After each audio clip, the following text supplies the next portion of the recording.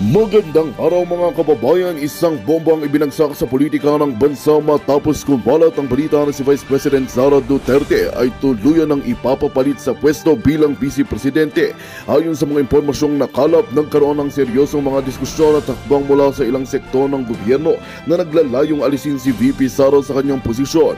Ang isyu ay nagdulot ng malaking pagkabahala sa mga taga-suporta at maging sa mga miyembro ng Administrasyong Kuting. Bukod dito, naglabas din ng pahayag ang mga lider ng administrasyon na may plano silang ipalit sa pwesto. Sa ilang mga ulat, itinuturing si Sandro bilang isang posibleng kapalit ng kanyang tiyahin sa posisyon at may personalidad sa politika. May mga hakbang na siyang isinasagawa upang maging handa siya para sa nasabing tungkulin. Ang balitang ito ay nagdulot ng mga tanong ukol sa posibleng epekto nito sa mga susunod na hakbang ng administrasyon.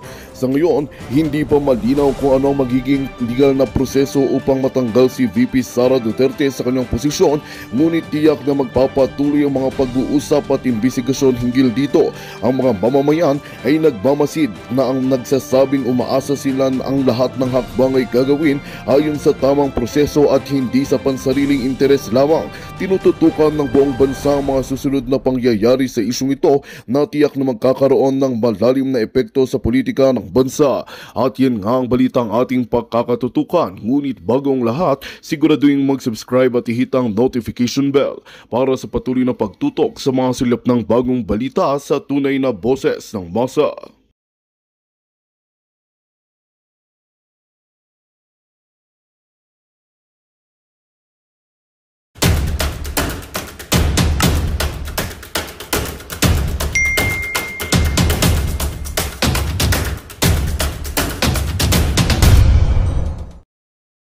Benedictus. Kumusta naman, Sandro, yung BFF mo na tinawagan ka mula sa airport ng Singapore dahil nahuling nagdudurog or nahuling may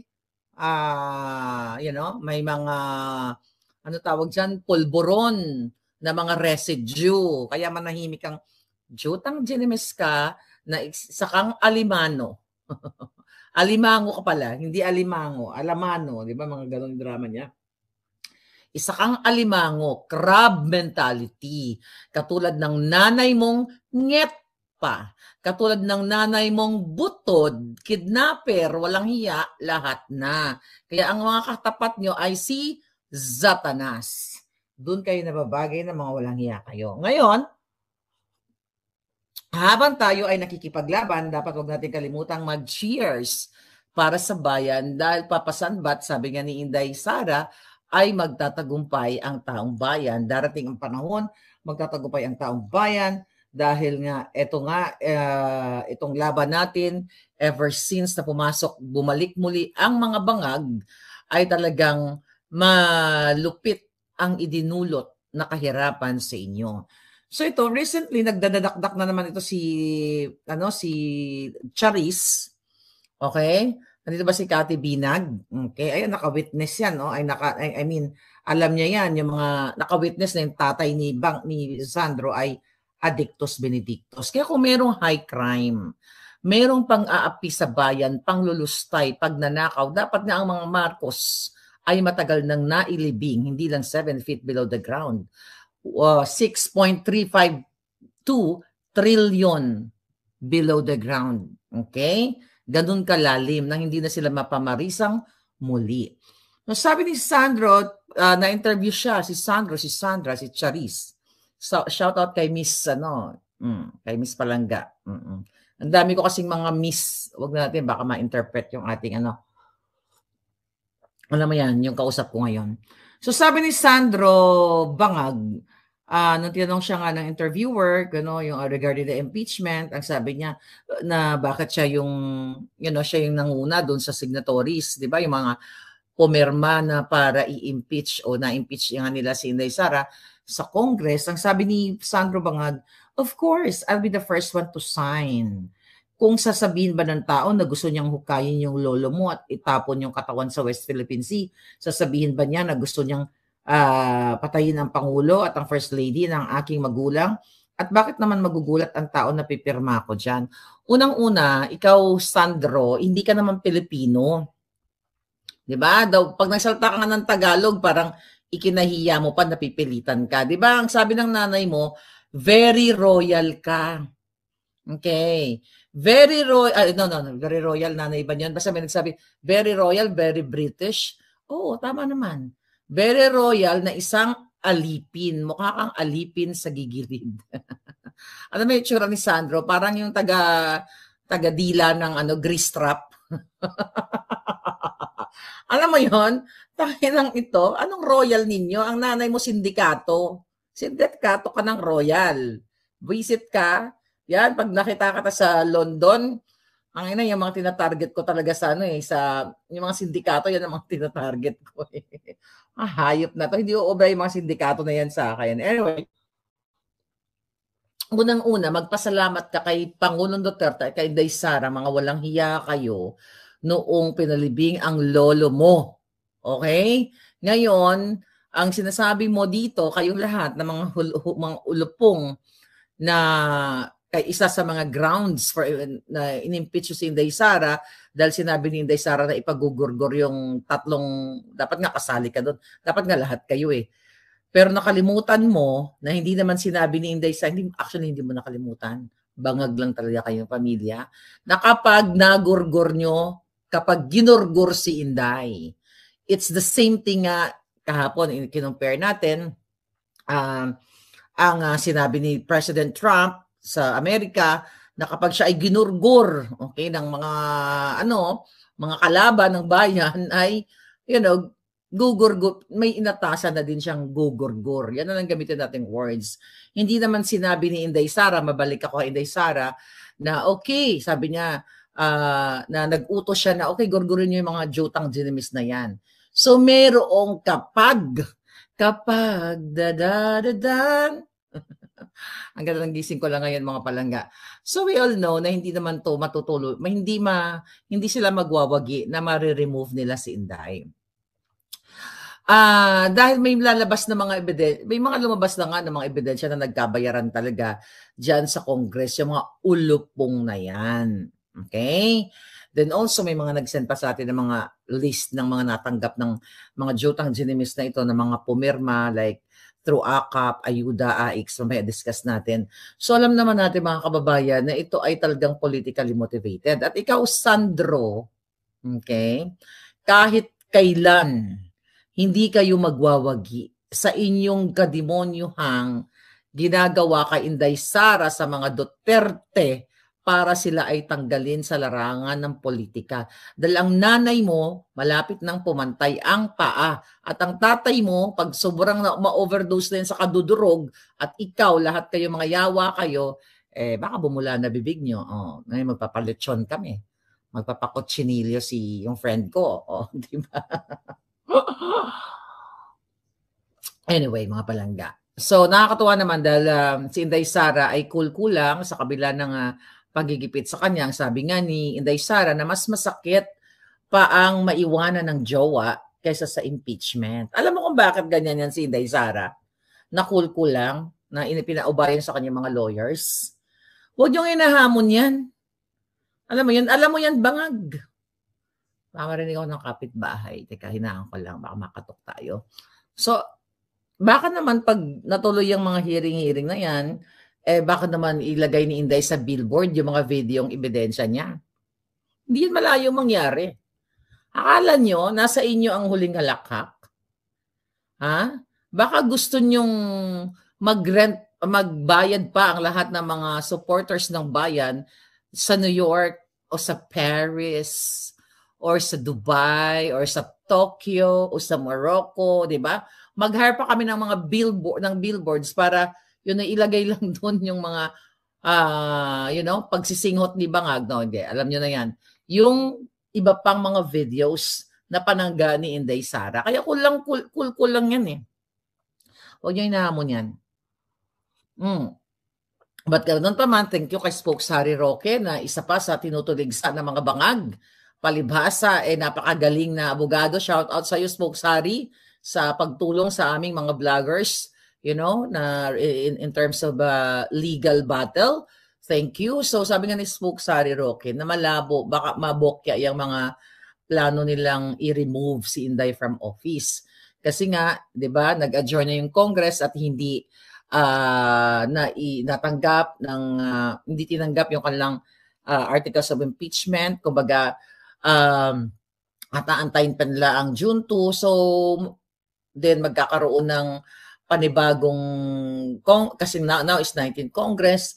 The next June 30, I think 20th Congress na. So, ipinapaliwanag ni Spokesman Harry Roque na kapag hindi yan, okay, which is hindi yan na talakay, 'di ba, sa plenaryo, mabobokya sila. Sa kadahilan ng, okay, sa kadahilan ng panagkaroon ng, after election, then magbabago ang from 19th, 20th Congress.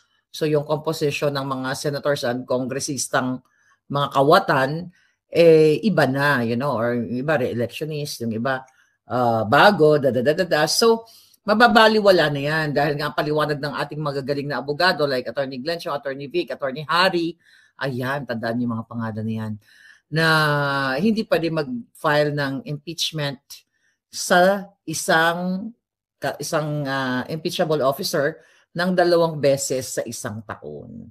So, which is good news naman. At may mga galing tayong mga abogado nag-explica dyan at kailangan pang ang busisiin yung mga pumirma na mga yung mga pumirmang mga kongresista na pumayag o na ma-impeach si Inday Sara sa Congress, which is dapat pala yan i-verify pa yung mga signatures. Kung sila ay nanumpa o talagang yan ba ay pinirmahan nila o baka dinoktor lang ni Lisa Tanas.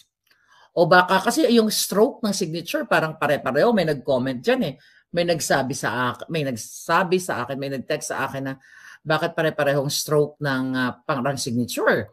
So hindi po yan malabo na nangyari diyan sa House of Representatives na pare-pareho ang pumirma. Pwede yun. Bakit? Kilala ang mga politiko sa Pilipinas na kayang gawin ang pagdodoktor.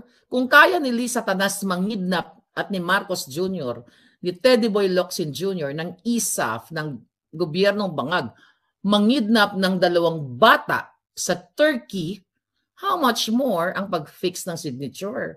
Kung kaya ni Bangag, ni Liza Tanas na dorobohin ang Vice-Cam report, na blankuhin, how much more yung pag-forge ng signature?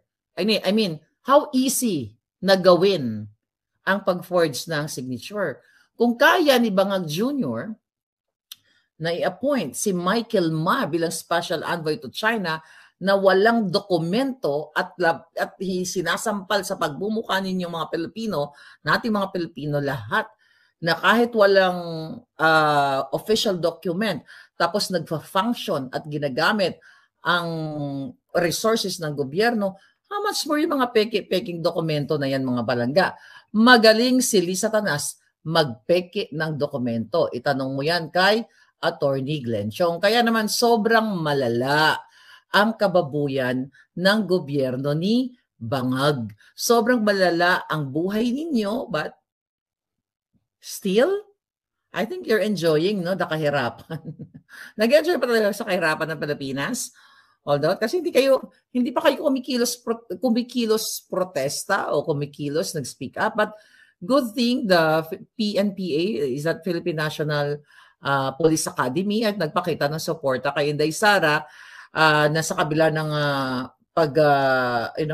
itong mga vindictive narcissism ni Lisa Tanas na ginagawa kay Inday Sara, ay patuloy na maraming sumusuporta kay Inday Sara. Kasi kitang-kita naman ninyo yan na kung sino talaga ang para sa bayan o kung sino lang ang para sa pera ng bayan at para sa pulburon. Alright?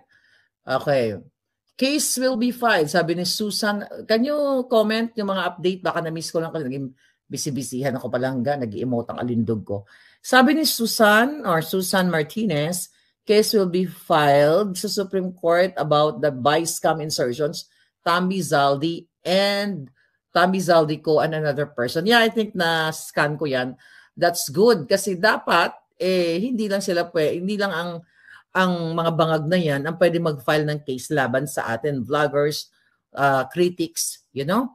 I think si Attorney Topacio ay pinailan ng case na rin ng complaint. Actually, si Dan Fernandez dyan sa Committee on Ethics sa kanyang House of Representatives.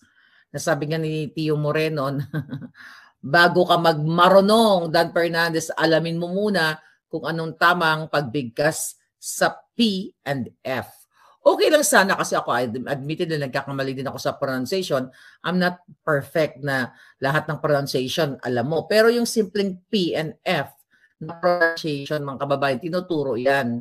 Kinder pa lang o maybe pa lang, 18 months pa lang ang bata, tinuturo na yan. Pero to si Fernandez, mukhang yung utak nalaglag sa kanal, di ba? Kaya pang kanal yung tong hubadero na ito. Ay, higop nga muna ng kape, punyeta. May post na dismiss impeachment. Okay, praise God, sabi ni Dong Gaya. Well, ako naniniwala talaga ako na nakikita ko na itong mga ginagawa kay Vice President Sara Duterte, unang-una, publicity stint ng mga hinayupak na ito para ang mga taong bayan at ang international ay pangit yung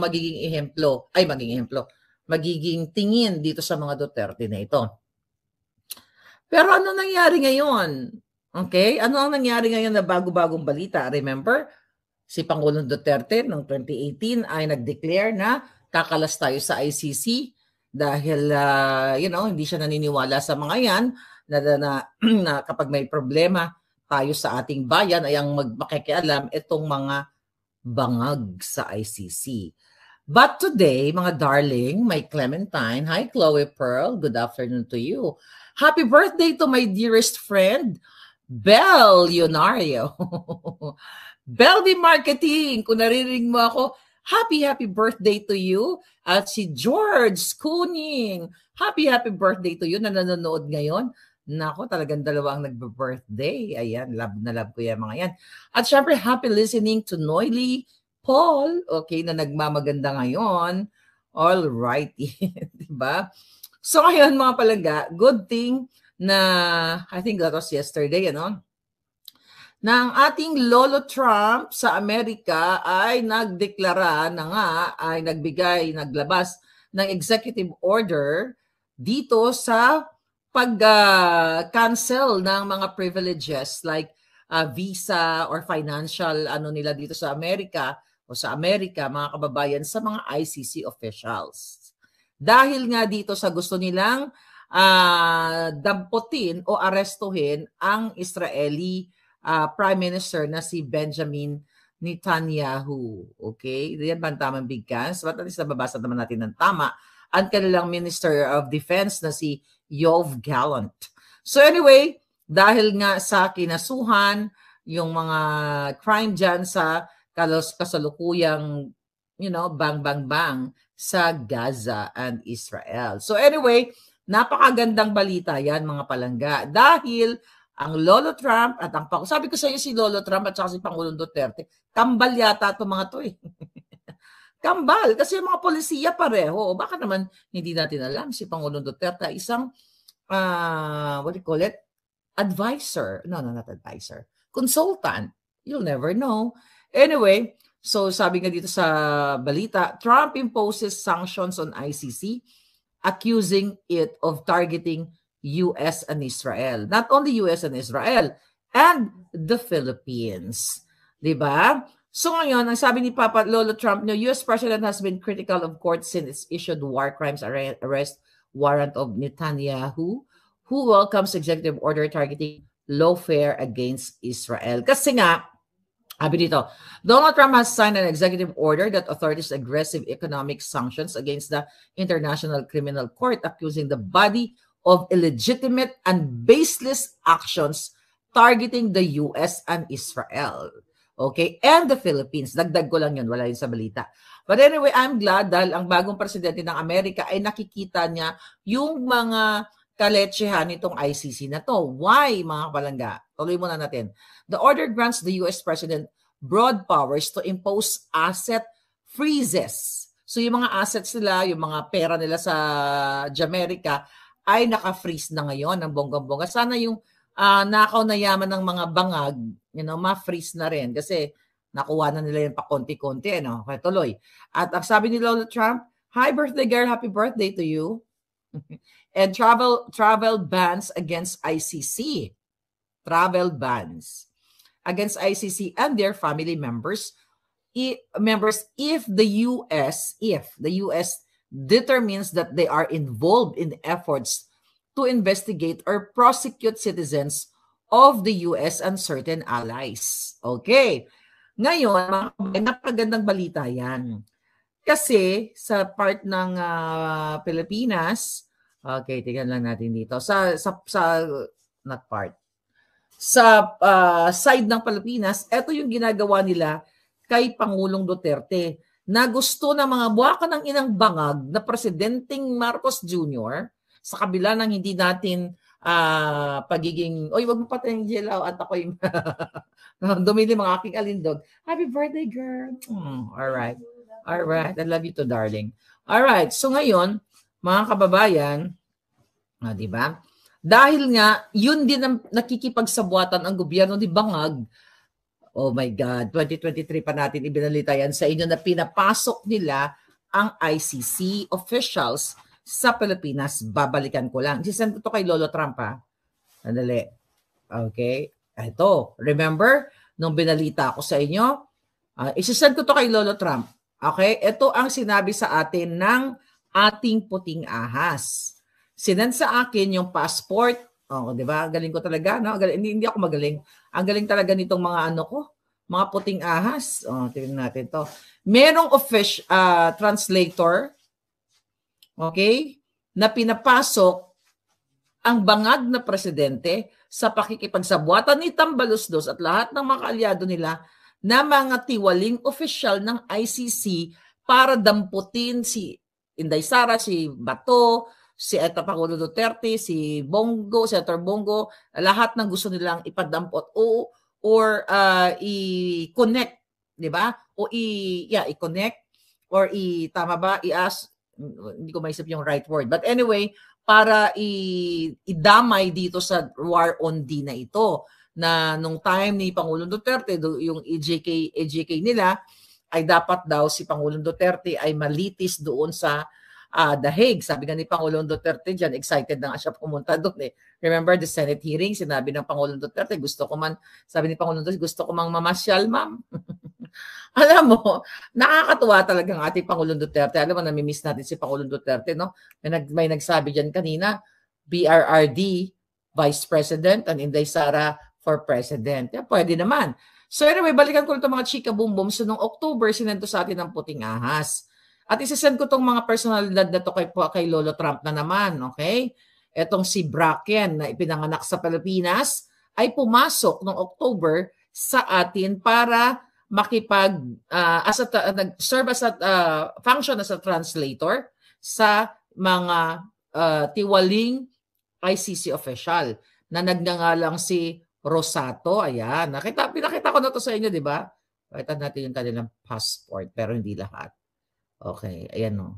Pakita ko lang. Di ba, hawak ko yung mga passport ng mga yan. Yan lang kasi natin pwede lagay yung information lahat. Okay, pakita ba natin yung face lock niya? Yung ano lang, pintahan lang natin yung face lock niya.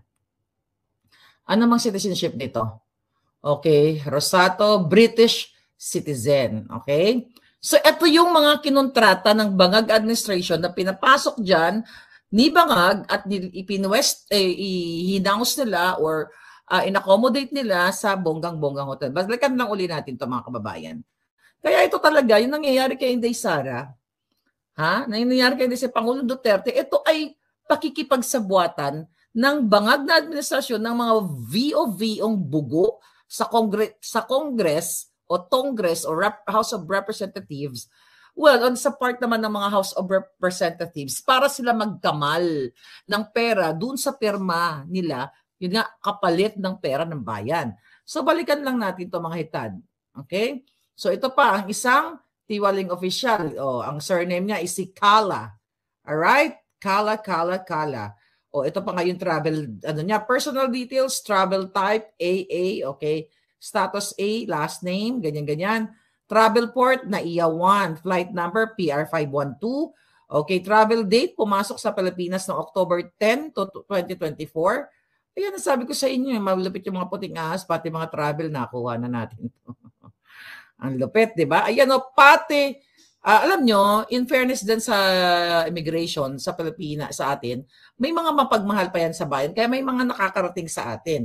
Sinento sa akin, pati passport nila, pati information, yan po yung ICC na pumasok sa Pilipinas. Ayan, PR, pati, yan pinapakita ko lang sa'yo na legit yung pinagsasabi ko. I just cannot show yung passport nila kasi, bawal yun. Okay? Buong passport papakita natin. Pati time ng arrival nila and everything. Okay? So pumasok yan. Ito yung mga tiwali na ICC official. Okay, ang sabi pa nga sa atin, Ms. Maharlika, there are several ICC teams come to our country sequentially since October. One of the investigators named, Mr. Rosato, is in our country right now. And kailan to nitinek sa akin? November 7 last year. Isa to sa mga in-expose natin. Anyway, sabi niya, one of the investigators named Mr. Rosato is in our country right now. He stays at Raffles Hotel since 29 of October with an American interpreter named... Magandang balita ang hatid namin sa inyo ngayong araw. Sa pagtatapos ng aming balitaan, nagbigay kami ng mga mahalagang impormasyon. Maraming salamat sa pagtutok at pagsuporta sa aming programa. Huwag kalimutang manatili sa mga susunod na araw para sa mga bagong balita at mga kwento na dapat nating abangan. Mula sa Boses ng Masa, magandang araw, Pilipinas!